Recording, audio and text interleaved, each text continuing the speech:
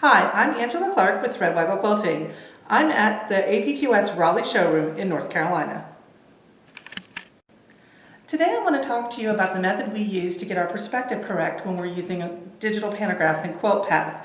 So when my customers come in, I actually use a book, and it has printed copies of all of the pantographs that we can offer our clients. When you purchase a digital pantograph, a lot of times it'll come with a PDF that you can print out. And that's what I've actually done. I put them in page protectors so that I can have them so where they won't be damaged and that they'll last a very long time. The other way I use these PDF is to make sure that the perspective is correct. And I do that by measuring the actual pantograph. The designers are really good about the PDF being in perspective. The pantograph that I'm using today is Circle Play by Patricia Ritter. And you can see on these PDFs, it actually gives you a recommended size so that you know about what size to put the pantograph. It gives you at least a place to start. So in this case, they're suggesting that you do the pantograph at 7 inches or larger. Then I'm going to actually measure the pantograph and find out what the ratio is of the pantograph. So I'm going to put a ruler down on the pantograph. And I can see that it's 6 3/4 by 6 1/2. So that's very close to square. When I set this up in Quilt Path, I'm going to want to make sure that the pattern height is just a little bit bigger than the pattern width to make sure that my circles stay circles.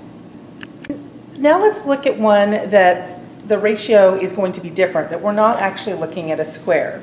This pantograph is called Tea Lights, and it's by Patricia Ritter and Valerie Smith. And when I measure this pantograph, you're going to notice that I'm going to look at the highest point, which is over here at 6 inches, and then if I come over to where it's the widest, it's 9 1/4 inches long. So the ratio of this pattern is actually going to be 6 inches to 9 inches, or a 2 to 3 ratio. So I'm going to need to make this a third longer than it is tall. We're going to take the information that we've learned so far and take it into Quilt Path. I am in Design and Create Pantograph, and I have gone to basic mode.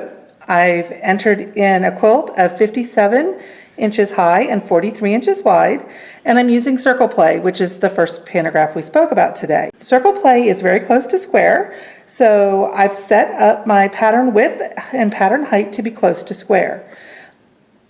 I did that by entering my pattern width until it was about the size that I wanted it to be. The pantograph was suggested to be quilted at 7 inches or larger, so I set mine at 9. And then I entered the number of rows I need until it was slightly smaller than that, and used my size button to increase the size of the pantograph so that it would nest correctly.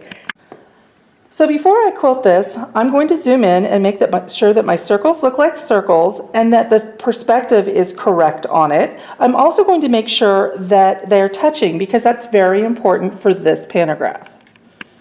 So now let's look and see what happens if we use tea lights on the same quilt. I know I want my pattern height to be around 10 inches, so I'm going to set my pattern width to be around 15.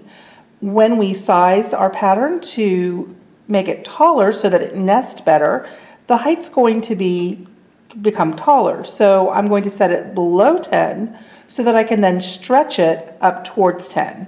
And I'm going to do that by going to size and actually increasing the size of the pattern.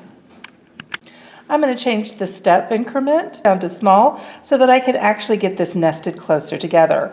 And I'm going to do that by zooming in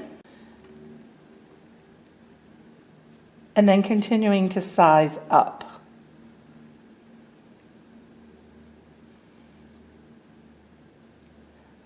I like my patterns to nest very closely together. So when I size up, you'll notice that I'm very close to that 2 to 3 ratio.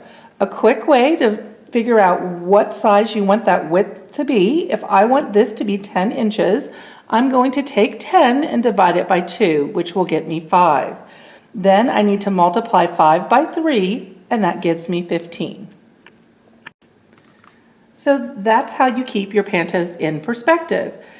Thank you for watching the video. You can get more information on Quilt Path at www.threadwaggle.com and www.apqs.com.